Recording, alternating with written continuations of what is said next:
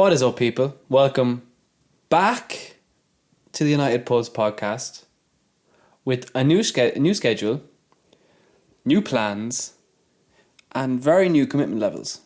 So we are for now. We are ready and riding to go, and we kind of made this. We had a long meeting before the United and Crystal Palace game, which we were very excited for after Barnsley and after Southampton, which are very positive results, and planned everything.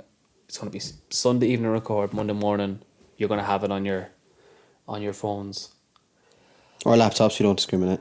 And then we watched the game. We both have very strong opinions on the game. We both have very strong opinions on United in general right now. So your initial reaction, final whistle is blown, it's Crystal Palace 0, Man United 0. That's so disappointing, wasn't it? It was gutting. It was so disappointing. The two of us actually had to go to the pitch and kick ball around. We actually went and play football. Yeah, our heads were so steaming. Yeah, it was very disappointing.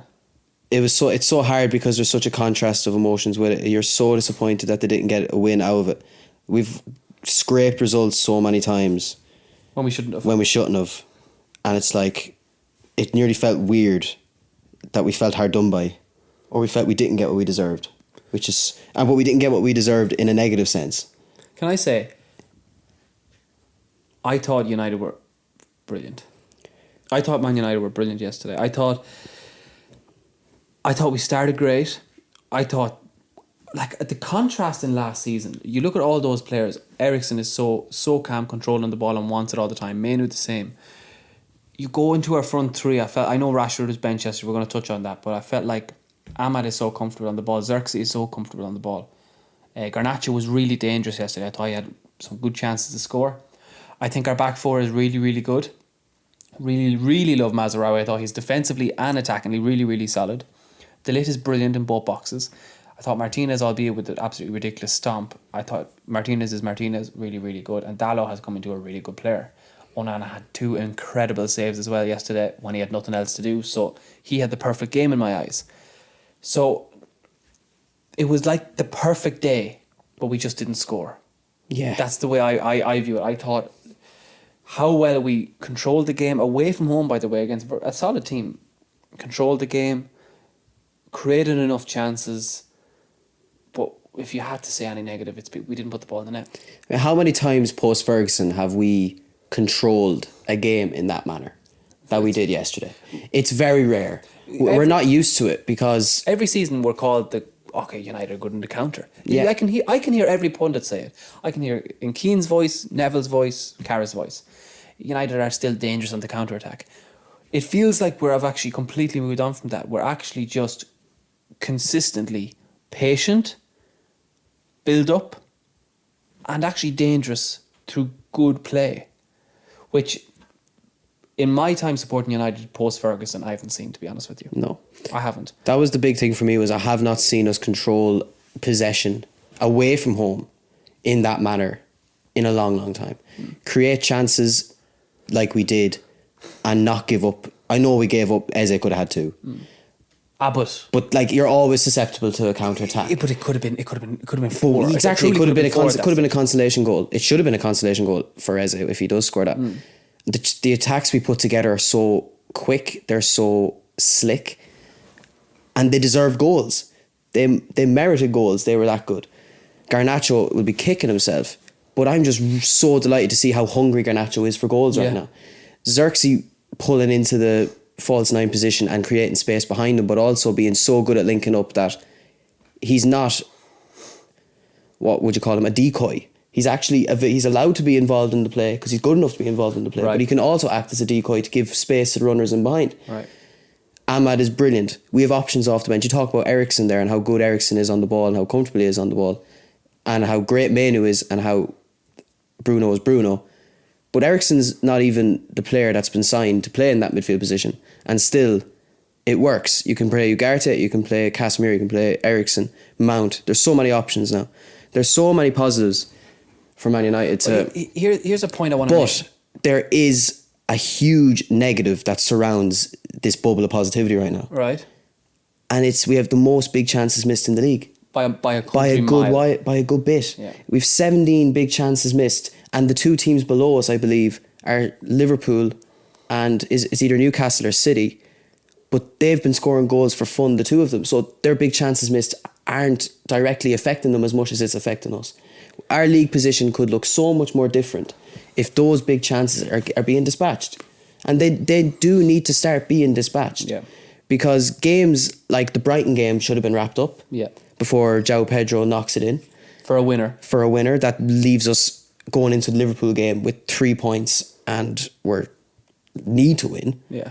And then it leaves us now that we're going to Spurs on Sunday. That could be a game that turns into anything because we know how Spurs are. I mean, Spurs are a little bit like us. You don't know what you're going to get from week to week. You don't know what you're going to get from game to game. We're becoming a little bit more defined right now. But still, that game could turn into a tit-for-tat end-to-end game with the way Spurs play.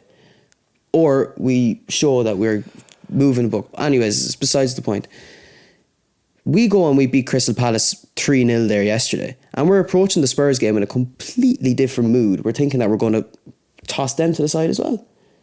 Need to start taking chances because as positive as it is, we're not really getting a lot of momentum from it. No. And momentum is everything in football to me. Yeah. Especially with a team like how fragile United are, have been for the last couple of years. But just a last bit of contrast in last season. I feel like if I had went into a game last season and I looking at a midfield three of Manu, Eriksen, Bruno, I'm thinking, oh, where's our defense? Where's our shielding at the back? Yeah. Whereas our best defense right now is how good we are on the ball. Absolutely. Our best shielding at the attack right now is the fact that we don't give them all that space because we have the ball all the time. Going to be very intriguing. I'm going to touch and I'm going to ask a few questions about Spurs at the weekend. But what I want to touch on next is perhaps a reason why we didn't come away with all 3 points at the weekend, and it is Ten Hag's in-game decisions. On the 60th minute mark, he made a decision first of all before the game to bench Rashford, which he based on fully rotation, which he has never done before. He never just rotates for the sake of rotation. He always plays, especially a player like Rashford, including Bruno. He always just plays them. So a very, very weird decision. I do believe it was only because of rotation. Nothing happened with Rashford, as some Sky Sports pundits have alluded to, just to make a story. Nothing happened with Rashford and Ten Hag. I do believe it is a rotation thing. Yeah. Because Ahmad had a fantastic pre-season. Garnacho came back really strong. It didn't backfire, in my opinion. Both wingers played really well. But where I think Ten Hag went wrong was Rashford coming on in the 60th minute. No problem with that. But he brought him on for Xerxes and put him on up front. Now, with the joy Garnacho was getting in behind and how close into the box Ahmad was getting, it seemed to be that they were the two most dangerous positions on the wing. That's where you're getting closer, and that's where you want Rashford. Xerxes wasn't getting into those positions. He was dropping deeper, and that's how we were building to those positions, in my opinion. That's how I saw the game. He brought Rashford on front, and apart from a chance with Manu just overpassing it in the box, we went attackingly blunt. Yeah. From when Rashford came on. Absolutely. To the point where 15 minutes later he made another change and pushed Rashford left and brought Højlund on for his first minutes of the season. It's not the first time I've brought this up about Ten Hag's in-game decisions. What are you thinking? Well, the reason it's not the first time you've brought it up is because this is not the first time this has happened. This happened in the Brighton game as well, where he brought on Scott McTominay for Bruno, and we lost all manner of attacking prowess. And for me, it's on the 60th minute mark that our game, as you said, went blunt, and we lost all momentum in the game. Because I think to the 3 biggest chances for me that happened in the game yesterday, there's Garnacho's first one, which was a really good save from Henderson. Yep. Xerxes slips him through. The second big chance is Garnacho hits the crossbar. Xerxes wins the ball back high up the pitch, starts the attack. Mm-hmm. The third big one is Bruno Fernandes' Trivela shot from just outside the area, which Xerxes lays off to. Our 3 biggest chances, Xerxes was pivotal to. And I think Xerxes was pivotal to a lot of chances that we got in that game. And I actually think Xerxes is so important for all facets of our attacking game. But if you're going to bring Marcus Rashford on, surely by now we've learned it's not through the middle. Especially when the player that is through the middle has been central to most attacks we've had. I know Garnacho was playing really well. I know Ahmad was playing really well. But I thought Xerxes was was the focal point of everything. So I don't understand why after 60 minutes he saw the need to do that. I think we lost all our zip, we lost our focal point, we lost our target man, we lost our point of reference, and our attacking game just was nullified entirely, and it was all self-inflicted.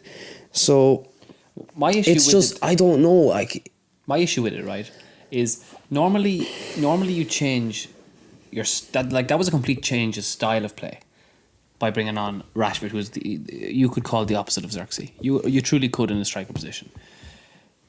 No, at the 60th minute point, there was nothing going wrong for Man United. We were defending very, very well, and we were attacking, creating chances.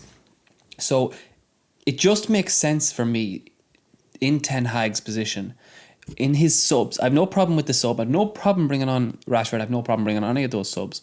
But bring on like for like. Don't change what is working. All that wasn't working was just nicking it into, just getting that goal. And if you looked at the game, Xerxes wasn't at the end of any of the chances anyway, where you want Rashford. It was the two wingers. It made no sense as to why he completely changed the style of striker. The only reason you're bringing Rashford on through the middle is because the game is getting stretched and there's space in behind. There was no space. The game wasn't shaping up that way. It's like against Brighton, and I know I go back to the Brighton game because that's going to be stuck in my brain for a long time. The game was getting stretched and space was forming in behind, and he decided to take off Bruno from McTominay. When you're thinking, if space is forming in behind, surely you need Bruno to start peppering balls in behind. But instead he brings on McTominay, and that didn't materialise because McTominay doesn't play balls in behind. He gets on the end crosses.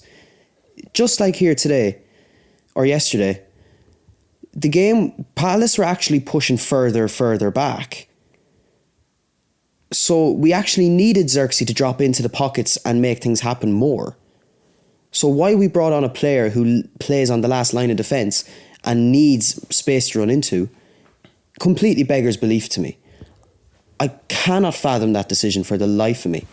Whereas I thought the play was Garnacho, Xerxes, Rashford. So did I. That was the play. I don't understand the sub, and I don't think anyone asked him about it afterwards either. And it's quite clear that he even knew within a matter of moments it didn't work. Yeah, because he brings Højlund on. He brings Højlund on 15 minutes later. Yeah. And he had to. He had to. Because we needed a focal point. And as well, Højlund can't be fit enough to come on. I think he's been rushed back. Look, it was desperate. I don't know, man. It's just not good. That's not a good sign. I don't need to see that, especially when things are going so well.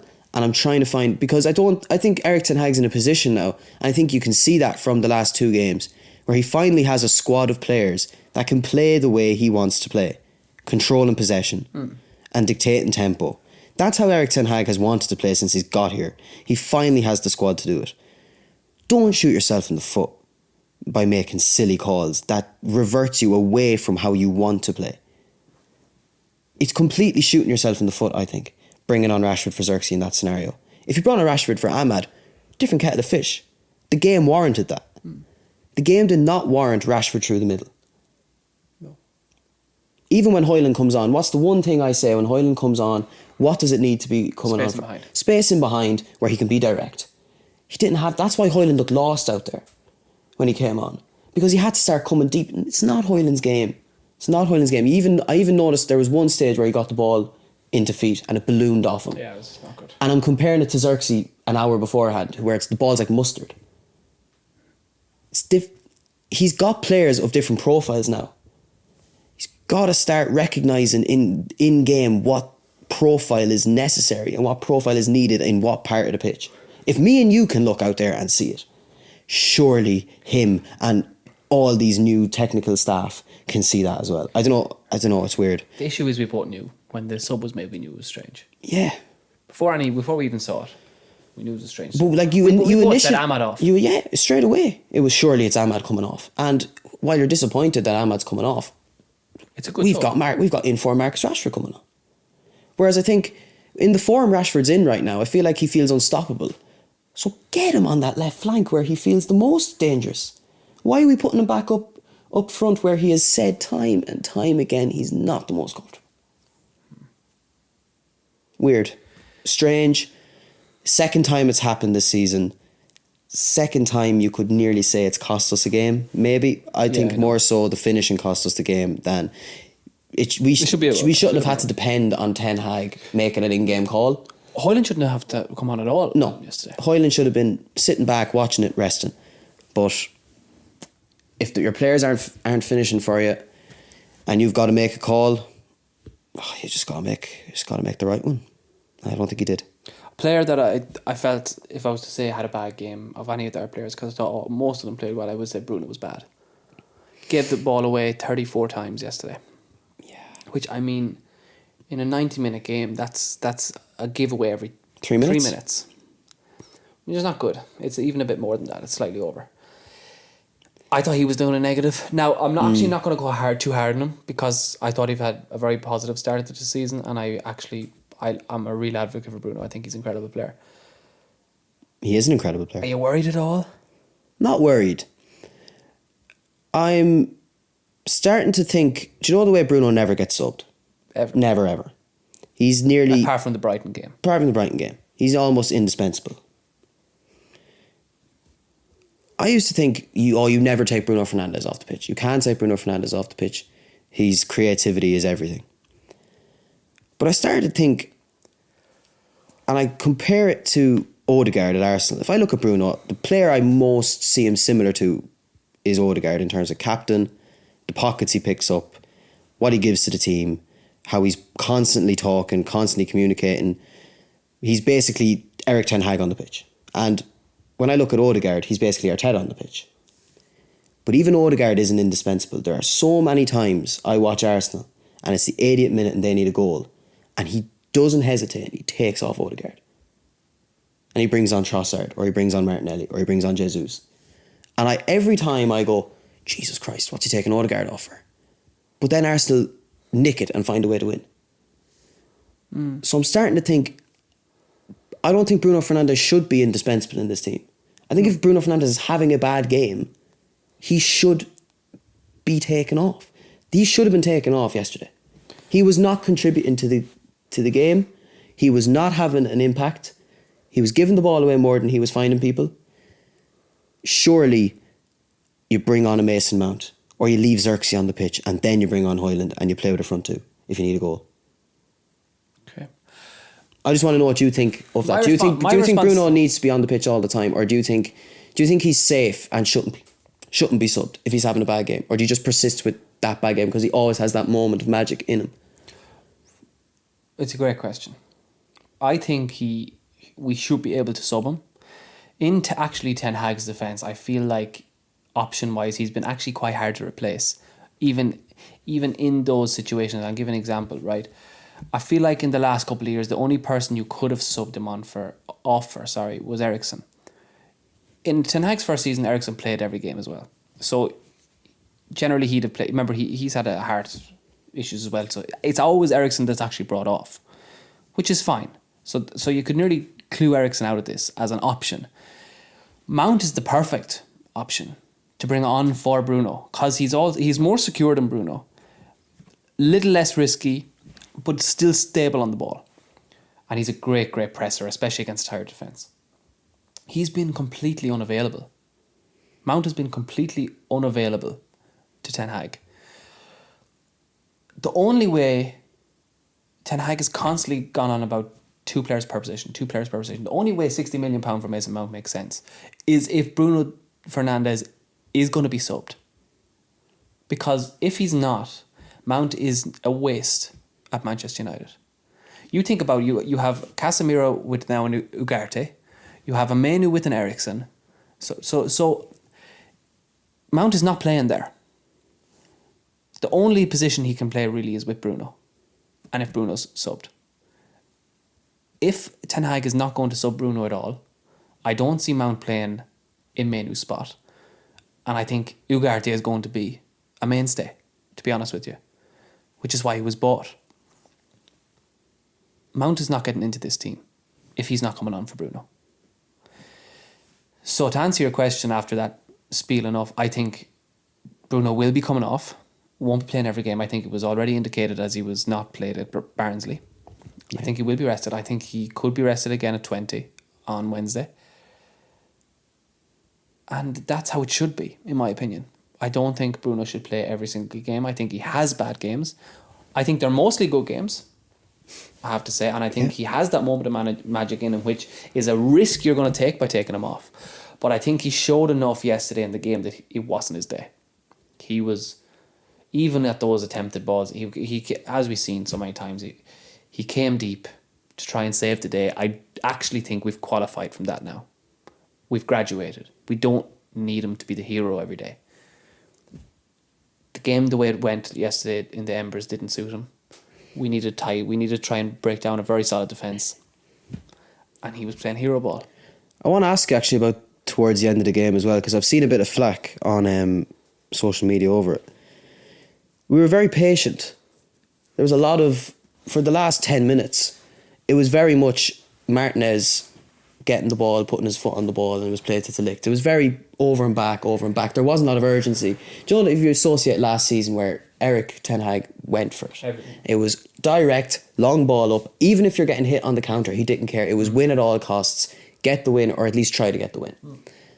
And we've both said we don't want to play like that anymore. Yeah.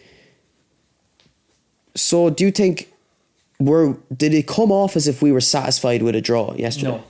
I think should we have been more urgent? Should we have tried to lob a few balls into the box? Should we have tried to get more crosses in? Because there was a stage where I'm looking at, and it's the 92nd minute, and Martinez is standing in the centre circle with the ball at his feet, no one pressing him, and no one is either coming short for the ball, no one's going long. Everyone, it nearly seems to me like, yes, that's great that we all want to control the ball now, and it's amazing that we want to keep possession and we're comfortable keeping possession. But in the 93rd minute of the game where we should win, and we kind of need to win, get the ball in the box. Go for it. Completely agree. But I think this is a consequence of us transitioning in our play. You have to understand, for the past, I think it's quite evident you don't get to play this style without a lot of training. And I think for all pre-season, and especially all the start of this league, we have been in training practicing this way of play.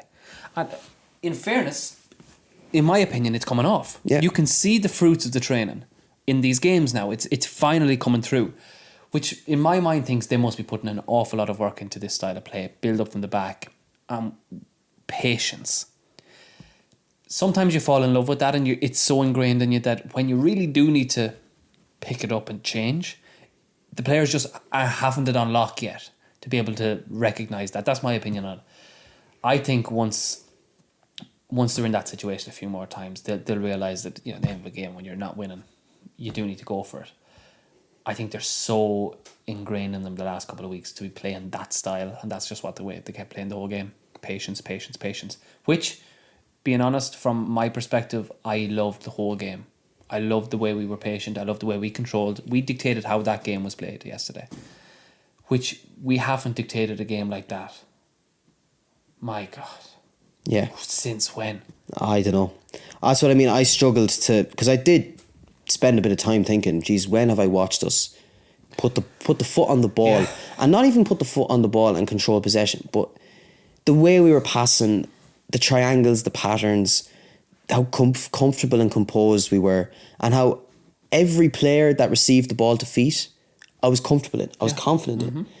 You go through that whole team, that's the technical ceiling in this team has risen hugely over the summer without a shadow of a doubt, even in the options coming off the bench. Hugely. That bench yesterday That is the most promising thing I have seen from Ineos's recruitment so far. It is the technical ceiling of this team has just risen so much. Even in players like Mazraoui for 12.5 million quid has just changed our build up from the back entirely. And I think if Shaw comes back, as much as I love how Dallo has played, I think for the balance of the team, having a left footer out on that left side will make us even better. Or even for Rashford. I keep going. Even for Rashford as well. But I think for the balance of the team and the aesthetics of this team, I think having a left-footed player out there at left back, along with Martinez and left centre back, will make this team go up another level again. Well, I still think there's levels for this team to go up.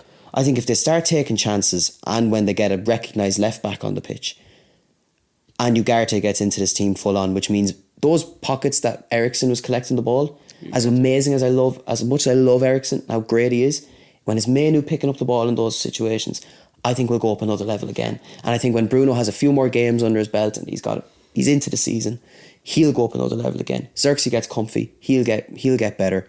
Rashford, Garnacho, Ahmad, Højlund comes off the bench or he starts. Who knows what that happens there. Just think the signs are really good right now. So much to be positive about. But I still think we can go up two or three levels more. And I do think the focus on the technical ability is very much led by Ineos, to be honest, because I think that's why they were so hell-bent on cashing in on McTominay. Because I think yesterday is a perfect example of a game where it would have been McTominay thrown. And while that's fine, and he has won games for us, he's not at that level. He is one of those players like Fred who's just not he could not have played the way we played yesterday. He would have soiled it. Nothing on him. He's been a great player for us, but he would have ruined yesterday if he was a starter. I think it's to do with Ineos's backing of Ten Hag as well. I think Ineos have sat back and said, right, we're going to back Ten Hag here. We're keeping him. We've given him the contract extension. It's quite clear Erik Ten Hag needs technical players to play the way he wants to play. He's been here, this is his third year now, and it's the first year he has a squad where he can play how he wants to play finally. He's not making exemptions or trying to substitute for different things. The first season, there was a lot of transition-based football. Second season, he said he wants to be the best transition team in the world. That's not how Erik Ten Hag played at Ajax. That's not how I imagine Erik Ten Hag's vision for his teams ever to be. But he just had players at his disposal and he had to play that way. Whereas now, I think Ineos have said, okay, Eric, we're going to give you all the minerals for you to do the job and to play the way that you want to play so that you actually have no excuse anymore. Which is why I think there's not a lot of excuses coming out of Ten Hag anymore. Even in pre-game, post-game, it's all, we're here to win, we've got a great squad, which I actually think he believes now.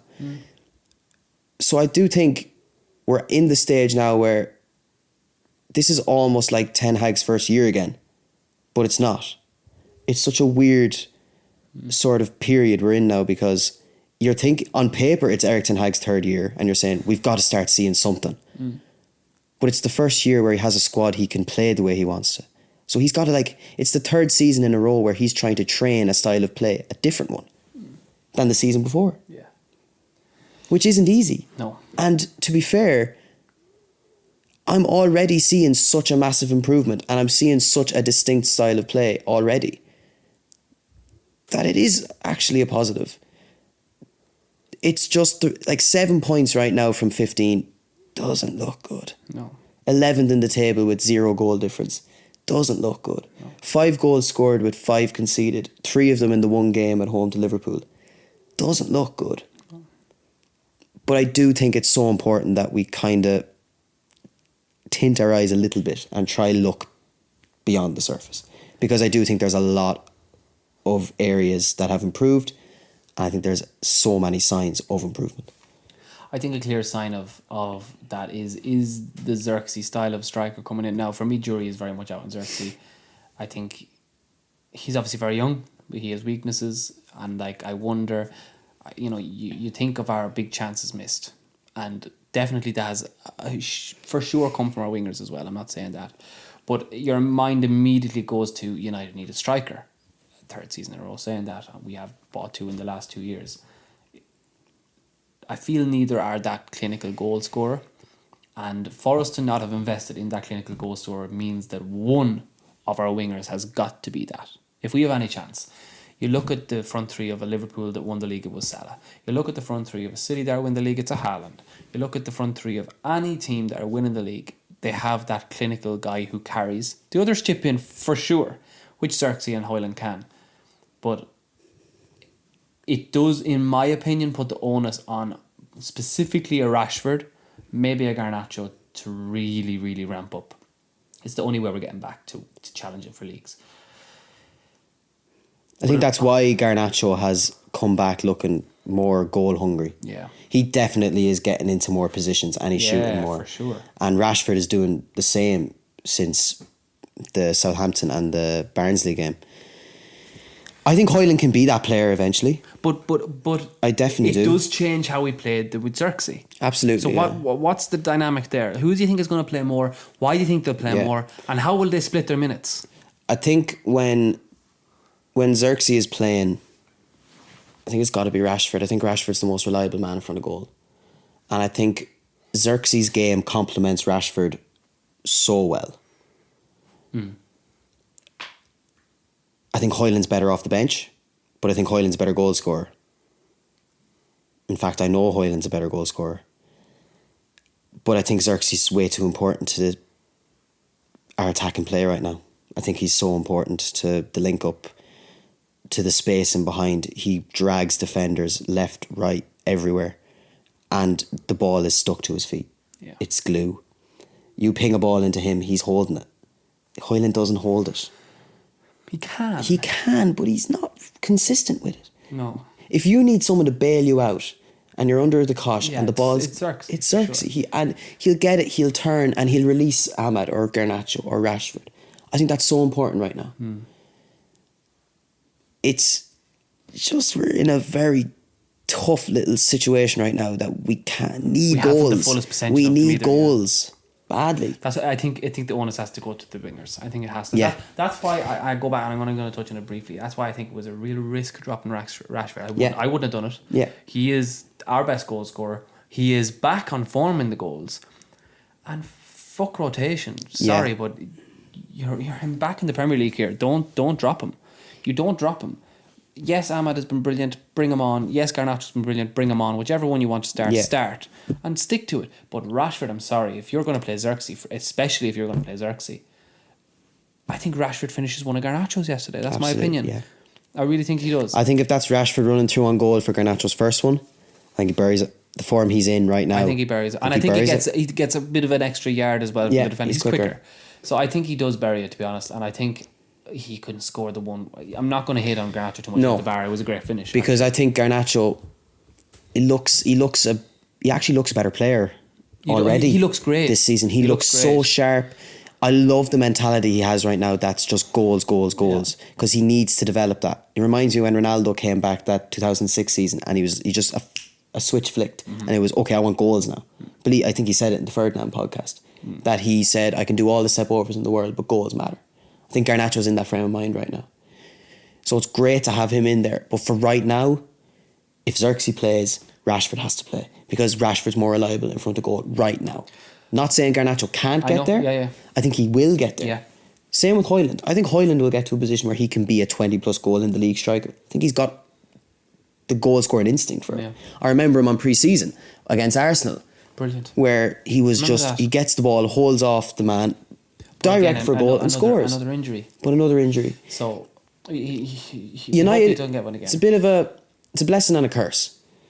We've got so many great options, but I think it's on Ten Hag to identify who for what game and what opposition. I know it's very early in the season. He's got a few wrong. He has, in my opinion. but that's in game. He's usually he started. He should not have benched Rashford at the weekend. Okay, yeah, that's fair enough. I really that's disagree. But United are back in Europe this week. FC20 at Old Trafford under the lights Wednesday night. Strangely Wednesday night in Europa League. So it's strange, but surely another really good opportunity to get players feeling good again before the weekend's big game. That's why I like the Europa League. I think back to Ten Hag's first season in the Europa League. I never wanted I know you hate it, but it just gives our forwards so much confidence. I think back to some of our forwards' best seasons have been when we've been in the Europa League and we're going to the arse end of Europe and they're bagging a brace per game. Yeah. It's so huge for them. And our forwards, as much as it kills me to say it, they're confidence players. Yeah, I know. And these games are the perfect confidence boosters. Like I can see Rashford starting this game, scoring 2 and he starts jogging into Spurs just hoping he doesn't get benched for it. I know. But we have to win the Europa League. In my opinion, we have to win it. We have to win the Europa League. We should win the Europa League because with the new Champions League format, there's no people dropping down. So who's in the Europa League right now is who we are going to be facing in the Europa League. And in my opinion, our biggest test in the Europa League is who we play on Sunday, and it is Spurs. Yeah. And in my opinion, right, that's such a huge game. We're saying this every week, but it's a huge game against Spurs because I think what's going to be so interesting about that game is which team has the most possession. Spurs have had the most possession in the league this season. They're coming to Old Trafford. And United are off the back of finding a way to just completely control the game, but only because they have the ball.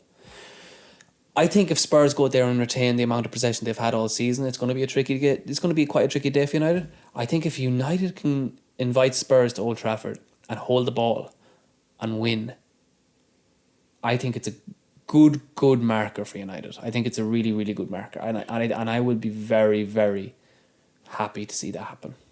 Same. But I think it's a very interesting game stylistically. Yeah, it's exactly like you said there. I think United will try and get their foot on the ball because So do I. that's what they've shown the last 3 games, that's what they're building towards. Especially if they're at home, they're going to want to stamp that authority straight away. I haven't seen a game where Spurs have had to sit back in a block and not have the ball. No. So I don't even know how that would go. It definitely is an interesting matchup. And I think you look at the midfields United have put out recently in terms of a Manu, an Eriksen and a Bruno, and you look at the midfields that Spurs have been churning out recently in a Bentancur, Very Maddison attacking. and Kulusevski. I mean, who wins that midfield battle? It's going to be tough to know. Do you think for that game then in particular, Will it be it's time for Ugarte debut then? I think it's probably time for Ugarte to debut. I think it's probably time for Ugarte. I think it's time for Manu, and I think Bruno will play. As I always think, I think Rashford will come back in. Especially with the amount of space Spurs leaving behind, it feels like And I this think is it's the a game. Garnacho start. Yeah, first that Spurs game, And it's a Xerxes game. It's a Xerxes dropping into the pockets, dragging Romero and Van de Ven with him, and releasing Rashford and Garnacho in behind. And Old Trafford, a big enough pitch as well. With how far up Porro and Udogie push, it has to be. And I think even it is. Bruno going up against Bentancur and even Manu with Kulusevski most likely going to be on him. There's going to be space for that midfield to do some work, and I think if United play their cards right, I think they can do damage. I think they can do damage to them. So do definitely. I think the defence is going to have to be on lookout. I think it's going to be a big test for Ugarte. I think you look at where Maddison and Kulusevski operate. That's where they operate, around that Ugarte position. If he can control both of them, it's going to be very promising. Manu's going to have a tough game, and that back four is going to have a real test. But they've looked up to it so really far have. this season, I have to say. Give me your prediction for Sunday evening. Sunday, I'm gonna go United get what they deserve and win 3-2. There should be goals in that game. 20? I don't know a lot about 20, to be honest. I just know that we're gonna win. I agree. I think With we a few I goals. think we win on Wednesday, gain some confidence. Maybe a 4-1 or something. I think we win on Wednesday and gain confidence. I think. Who starts on Wednesday? What way would you manoeuvre it around? Would you start Rashford and get him in the form? I'd say it's going to be Binder in there again. I think. I think Binder deserves to get some games. So do I. I think Maguire will come in. And Johnny? Would you switch both? This is a competition we need to win. I know. Maybe you get the open and win, but it's a big game. It's a big game. Who needs to rest more, De Ligt or Martinez, or do they both need to keep playing games? I think De Ligt needs Martinez both need rest because they've shown in the past they can get injuries. Yeah, I'd probably rest both. So go with Evans and probably play Maguire. Dallo right back because Dallo just doesn't get injured. Could probably bring in Ugarte for 60. I think it'll be pretty similar to the starting team at Barnsley. Will Rashford start at 20? Yeah. He didn't start the other day. Probably Garnacho rested. If you're going to drop Ahmad for Spurs. See, there's a lot. I don't know. I think Xerxes will still play. Will he drop Bruno again? No. Or, he'll probably play Bruno. I but then Mount is back. Is it a good game for Højlund to come in? No. I think what will happen is I think he'll play Bruno and Xerxes to 60 and bring Mount and Højlund on. Yeah, that probably would be the best way to do it. I don't think you're going to start Mount straight away. He needs to get back. Although Mount has been out less than Højlund has been. I know, but he's been out how much? But Mount's only out for a couple of weeks, really. He's been out before that. He's been out. I know. So he's out and in. So I think it'll be conservative enough team, and I think it'll go whole hog on Sunday. I think it'll be Onana. I think it'll be Mazraoui, De Ligt, Martinez. I think it'll be Dallo. I think it's going to be Ugarte, Manu. I think Bruno. Spurs is the day for the Ugarte, Manu, Bruno midfield to I also think it's kick the day on. for Garnacho, Rashford, Xerxes. Yeah, I think so. And I think that's going to get a massive amount of goals. I think we're going to win 4-1. I think it'll create a lot of chances. Are you talking about Spurs now? I think we win 4-1. 4-1? Oh, God. I think if it goes right for United, I think there's a lot of goals. I think there's a lot of chances for them. It's about whether they can take them. I think with Rashford they will. I hope so. I think it's going to be a damaging day for Spurs next Sunday. I think United are on good track. They are vulnerable at the back. I think they're very vulnerable. I think United They're vulnerable from set pieces, and we've started looking good at set pieces. Really quick, I think Palace played very conservatively, very defensively. Yeah, well, they did. And we broke them down a lot. We did. Which we couldn't do. Yeah. I think we get in behind Spurs. But I do think when they hit the 60th minute mark, we ran out of ideas. We did begin to panic a little bit. And Bruno started playing a few more. We started to get a bit more direct when we didn't need to. Again, Selhurst Park is a lot tighter than Old Trafford. So it suits us at Old Trafford where there is that space in behind. It suits Spurs too. It's an interesting one. But I would rely on our attackers more than Spurs. And I would rely on our defenders more than Spurs. Yeah. I'd almost rely on the midfield more too. So would I. And the goalie. Big shout out to Onan, actually. Massive. What a double save. Because, no, even in the Southampton game as well, he's quickly becoming a very reliable player in this team. Yeah. Southampton, we needed him. He stepped up. He had little to do. He saved the penalty. And that's where the game changes. Won the game. And then the other day, he makes an outrageous double save. And he's not put a foot wrong. Touch wood. He hasn't put a foot wrong. He has not put a foot wrong so far this season. No. And he's quickly becoming a very reliable, very important part of this team. And he's a leader as well. He is. What a first pod pack. We're going to be here every Monday morning for you to give you your update on Man United. Everything Man United for the week incoming. We've 2 games before we see you next.